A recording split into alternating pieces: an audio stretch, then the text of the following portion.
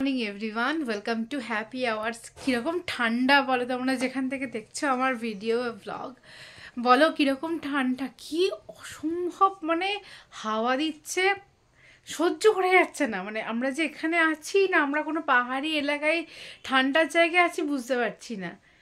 তা লাইফ তো চলতেই হবে। সকাল সকাল স্নান হয়ে গেছে আমার, এখন বাজছে 9:30, আমি একদম রেডি। এখন বাজে 10:30 আর আমি একদম রেডি স্কুল যাওয়ার জন্য। কিন্তু ওই মা নিচে রান্না করছে, বেরোতে পারবো না। রাহি ঘুমিয়ে গেছে আর একবার ব্রেকফাস্ট করে, তো সকালে সকালে ওঠে মনটা ছটপট ছটপট করছে কখন যাবো আর কি। জাস্ট নিজেকে আটকে রেখেছি, কিন্তু কিছু করার নেই না, মাকেও রান্না করতে হবে না, রাহি খেতে পাবে না, তারপরে ওকে এসে আবার ফ্রেশ করাতে হবে, সব কিছু নিয়েই। আর এই ঠান্ডার মধ্যে সকাল সকাল আমি শ্যাম্পু করতেই হয়েছিল, চুলের অবস্থা খুব বেহাল ছিল। রবিবার দিনকে, সোমবার দিন দুদিন আমি করিনি, আর আজকে করলাম শনিবারের পরে।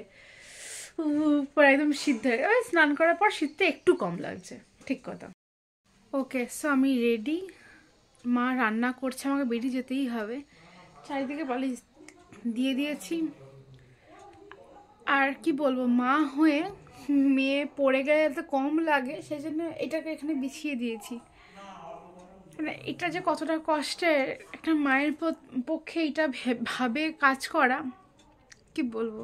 কিন্তু সিচুয়েশন এমন হয়ে যায় করতে, আমার ভেতরে গলা চোখট হয়ে আসছে। আমি যখন এটা পাচ্ছি মনে হচ্ছে রাহি যদি পড়ে যায় তার ব্যবস্থা করে যাচ্ছি আমি।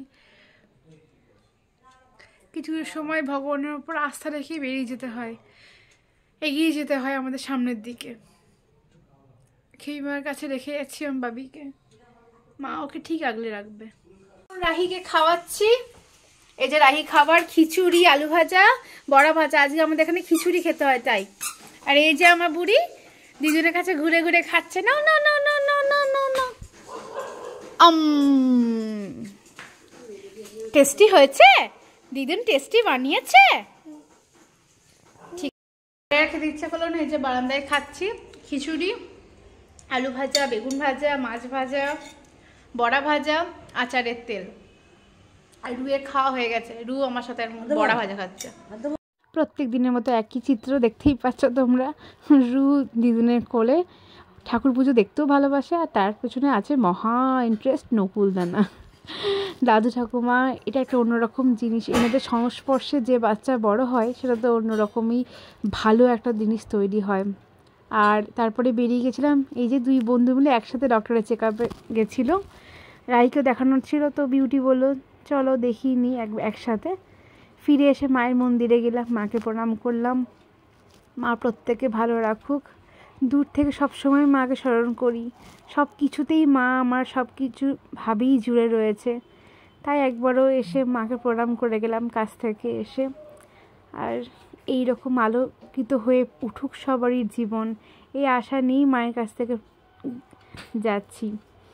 কাছে এলাম আর তা তোমার দিয়ে দিল কি পিঠে, আমাকে বলেছে এটা গেস করতে হবে, কী দিয়ে বানিয়েছে এটা গেস করতে হবে, খেয়ে বলবো। আর এই যে একজন বিকু খাচ্ছে। বিকু খাচ্ছ? দাদি দিয়েছে? তোমার দাদি কোনটা? দাদি কোনটা? দাদি দাদি কোনটা? ওইটা দাদি? দেখো দেখো দাদি কোনটা, তোমার দাদি কোনটা? ওইটা দাদি? আর রাহিমা কোনটা? আমার রাহিমা কোনটা? তো পয়লা মাঘ মহাপ্রভুর সন্ন্যাস গ্রহণের দিন। আমাদের কাটোয়া অন্যরকমভাবে বিখ্যাত এই দিন, এই জিনিসটার জন্য। মহাপ্রভু এখানে এসেই সন্ন্যাস ধর্ম গ্রহণ করেছিলেন। তো এই একটা তীর্থপীঠেই রয়েছি আমরা। আর ওই জন্য গৌরাঙ্গ বাড়িটাও খুব সুন্দর করে সাজানো হয়েছে, অনেক মানুষের সমাগমও হয়েছে। প্রত্যেক বছরই যাই, ভাবলাম একবার যাব, কিন্তু রাহি ছিল, ঠান্ডাটাও খুব বাইরে লাগছিল, তো তাই ওকে নিয়ে একটু ফিরেই যেতে হলো। দূর থেকেই প্রণাম করে ফিরে যাচ্ছি। দেখো কি সুন্দর আলো দিয়ে সাজানো হয়েছে, আর কত মানুষ যাচ্ছে। দিদুন এখন একটু চা মুড়ি খাচ্ছে, আর আমি এখানে একটু ব্ল্যাঙ্কেটের তলায় যাবো বলে এখন প্রিপারেশন নিচ্ছি। গুনছি গুনছি গুনছি গুনছি গুনছি গুনছি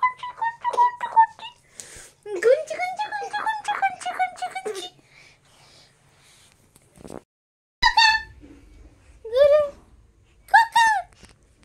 আমাদের মা বেটুর মজা চলুক, আর তারপর রাহিকে খাইয়েও ঘুম পাড়িয়ে দেবো।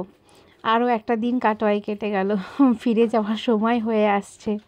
খুবই ভালো করে কাটাচ্ছি দিনগুলো, প্রত্যেকটা মুহূর্ত একটা অন্যরকম ভালো লাগা নিয়েই দিনগুলো শেষ হচ্ছে। সবাই ভালো থাকো, হ্যাপি থাকো, আর হ্যাপি আওয়ার্স দেখতে থাকো। ভালো লাগলে একটা প্লিজ লাইক করে দিও, কমেন্ট করে জানিও তোমাদের কেমন কি লাগছে না লাগছে আমার ব্লগ। চলো আজকে তাহলে এখানেই শেষ করছি, টাটা, দেখা হচ্ছে নেক্সট ব্লগে।